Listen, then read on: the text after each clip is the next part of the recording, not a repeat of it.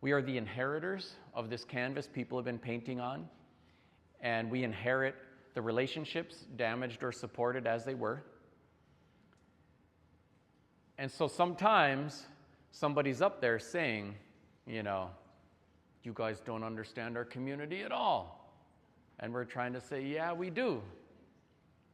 And sometimes just holding space for like, can you help me understand? Let's explore that a little further. Is it okay if I share a little bit what we're doing? And it often helps bridge that so we can get on the same page. And just from my conversations, brief though they've been so far, with your team members, that effort is well underway here. But it is sometimes difficult when somebody hasn't been part of the conversation and they'd remember what the canvas looked like 20 years ago.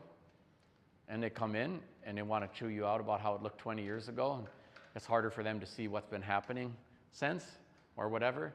That's just part of the game that we've inherited. And so all the communications matter and all the efforts matter too. Keep doing the right things. And people do see, not everybody, all at once, in equal measure, but it is how we overcome.